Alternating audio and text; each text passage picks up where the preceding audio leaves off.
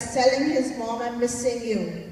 Does it mean that the mom needs to carry him? It just means that probably during the pregnancy, that's one thing that was missing. And probably even when he was growing up, that's one thing that's missing. Communication that should have been built way back, right in the womb, is not there.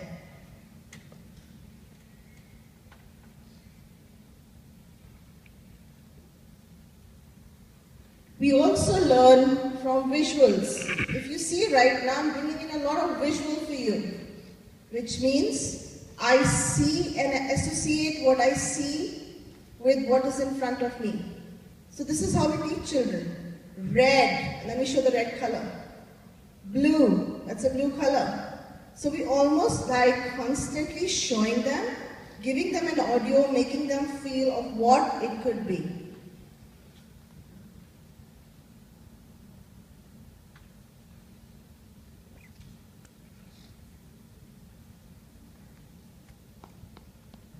Go to the next one.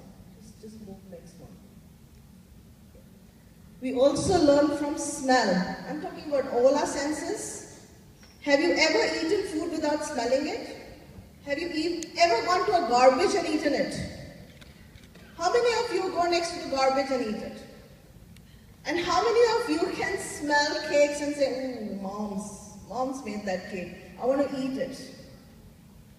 So you're learning constantly through your smell, and learning for a child, for him to eat food is a very, very complex process for which he will then make use of the smell, the taste, the tactile touching it, and every bit of it. Next slide, please. And can you see this child trying to eat? That's how babies are, beautiful. So what's the child doing here? It's like literally going into the food. That's the feel of it. It's looking at the colors, so it's very colorful. It's also trying to put it all over, trying to get the coordination of the body.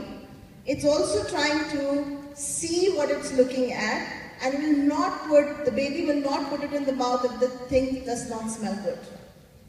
Very interesting. And then it will taste. So your taste is the last thing that you will do. And all this along with it, you're thinking. The child is actually thinking all the while and learning. So even when you're looking at this slide and you're saying, that's not learning, really? For some people who are paralyzed, this may be a very, very big thing. For them to even put their hand out and eat is a very, very big thing. So we now understand that learning is through three different things. One is imitation. That is, I imitate my child. I imitate my parent. And very interestingly, when you have small children coming in, you ask them, how does mom and dad fight with each other? And they'll stand and tell you. Can you role play or see them playing with their dolls? They'll give you the whole story that's going on at home. That's what they're learning from their parents. So don't ask your parents, why are you doing that? Check yourself. Maybe you are doing that. The next one is association. I am associating a sound with a color, with sense of smell, taste, and then learning it. The next one is repetition. This is extremely important. In the conventional method of learning, we believe we need to keep saying the same thing again and again. Like the what method? Does it work? Yes, it works. But is it possible that if we do it in a more technical way, we'll learn better? If the teachers were to repeat the same thing 3 times, which is an NLP technique, neuro-linguistic program, they would get it much better. A lot of research shows that NASA, have you heard of NASA? Yes, no? Okay. NASA is an organization which did a lot of research, and they found that if any habit or activity was done for more than 24 times, it creates neural parts in the brain. So let's see what that brain looks like. It actually creates the neural parts in the brain, which then makes that habit or that story literally cemented, like fossiled in your brain. Let's go to the next one, please. That's your heart. Did you know that your heart is the new brain? Did you even think that your heart is the first organ that began beating inside the mother's womb? Did you know that your heart is the last to die? If your brain dead, you still have your heart alive, you're in coma. you can still give your organs for donation. Just to let you know, if we don't feel through our heart, we'll never learn. Our heart is the new brain, and research was done to show that they had laptops and they switched people with the ECG machines, and they said to people that we will put random pictures there. And a picture of a very happy child comes across 30 seconds before the picture came on. 30 seconds before that, the heart had changed its rhythm. The next picture, let's say, was of a very old man crying, and we didn't know. The eye hadn't seen it, the brain hadn't seen it, but the heart had seen the picture 30 seconds before, and the rhythm of the heart changed. This is a research done by HeartMath Institute. This is how the heart actually radiates out of the body. This is a field that's created outside the body, and it's around 8 meters outside the body. So you can actually feel someone's heart 8 meters away. So if somebody has got, what do you say, not feeling good about you, and you call it that gut feel that you have, they don't like me. Well, you're right. It's probably coming from your heart sent field. And it's probably, have you ever had an experience where you're standing and you suddenly feel somebody's looking at you? And then you kind of turn around and you see, yeah, they are actually looking at you. It's literally like your heartfelt story is going on there. Let's go to the next one. That's how the heart looks and the waves look when you're frustrated, irritated, anxiety. You will not study because your heart is pumping a beat which says, I'm not fine, I'm not fine, I'm not fine. And what's heart beating? It's beating it throughout the whole body. Similarly, have you ever fallen in love? I'm not just talking about falling in love with a man. I'm talking here about falling really in love with something, okay?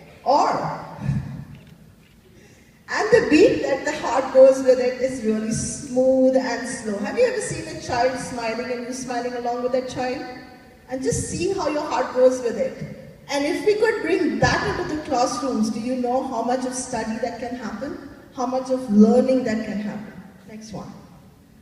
Let's now understand what are the other things that we really need to look at. And then when looking at learning, we're saying these things aren't important. They are the most important things probably to build a rapport between a teacher and a student and a teacher, which is a two-way process, as I've already explained. So first bit is we're looking at the physiology of the person. How do you stand there? What are you doing? What's your body saying about you? So let's look at these 3 poses. Very interesting. The first one, if you look, the lady standing like this.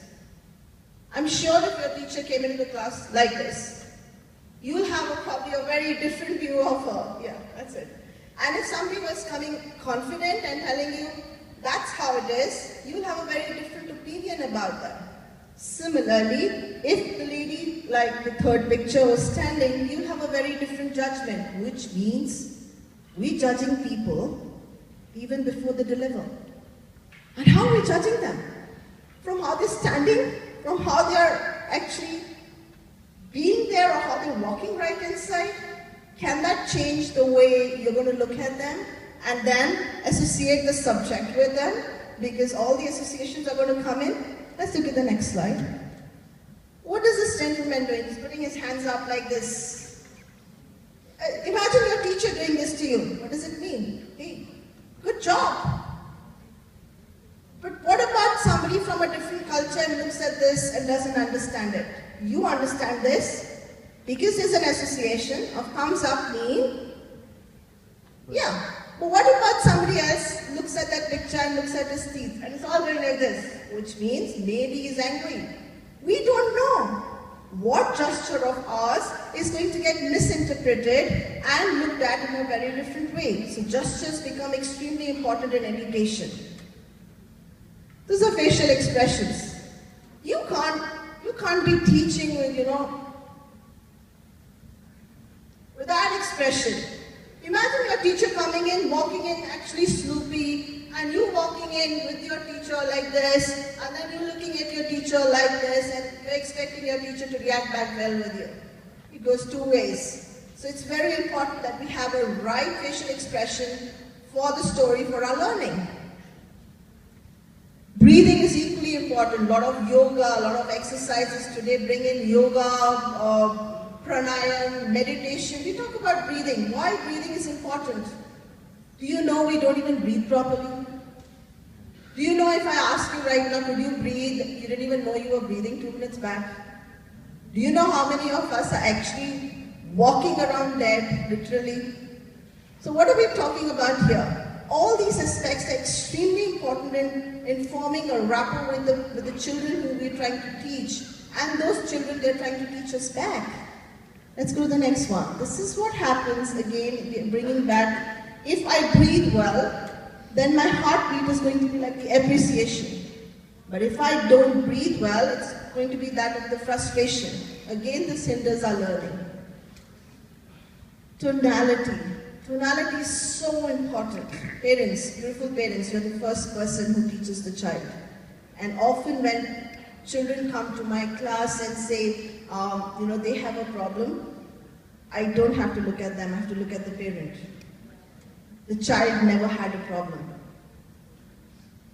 It was created in an environment where the tone wasn't okay. What does that mean? You can have 3 different types of tones. One is a very neutral tone where I'm just speaking to you. Hello, how are you? Everything is fine. It's a friendly tone. It's like a completely neutral. I'm not pulling, I'm not like above you, you're not below me. Then there's a tone in which you say, hi Rob. Now that's like really going high pitch. Hi Rob. What am I trying to do? I'm trying to form a rapport with the person who I don't think is at my parallel. I'm trying to go above. Hi Rob. I'm really going and trying to touch him and create that rapport. And the third kind of rapport could be where I am actually being authoritative. You have to do this. Finish that work. You haven't still studied. Exams are 3 months later. What is all this? You are not even interested in studies. I know you will not become anything. That's the tone we use with our kids. And when the kid talks back to you, because it's a two-way process of learning, you sit down and say, my child doesn't speak well to me. Check yourself. Do you know words only contribute to 7% of our education? 93% of communication or learning is outside the words. And what are we stuck up in? Words. My grammar should be correct, my punctuation should be correct, my English should be correct, I should know English, I should know Hindi. Connect with the heart. The minute you learn to connect with people with your heart, they'll learn. Connect with them at the place that they really want to feel belonged. Today we have all the technology, but we do not have a feeling of fitting in. We do not have a feeling of belonging. Until we do not get that, there is nothing that's complete. There's no education that's complete. I don't know how many of you agree with that. But I seriously believe that there has to be a heart connect with education. And this is how you look if you had a heart connect. These are the pictures taken from HeartMath Institute. When people are in resonance with each other, when people are happy with each other, they learn more from each other. If I was teaching you with all kinds of authority, you will not learn. But if I taught you with love, you will definitely learn. And if we can create this kind of change in our education system, if we can bring in the right tones, the right way, the right postures, if we could bring in the right feel, and if we could bring in the right smells, the right taste, the right thinking, I don't think there is anything that will not then substitute to great success. And I love what my son told me in the morning. He gave me a call and said, Mom, I've understood something. I said, what's that? I call him Raja. I said, Raja, what have you understood? He says, well, I've understood. Success does not mean how professionally beautiful you are or how many degrees did you get. I said, okay, so what's success for you? Success means, Mom, how well I can connect to another person. And that's what is education. We need to educate our kids to connect with other people, not just to connect to their laptops. Today they're connected to laptops because there's no connection. Today they're connecting to TV because there's no connection. There are 4 people of the family sitting, each one with their laptop. They will be talking to their friends but not with each other. So let's get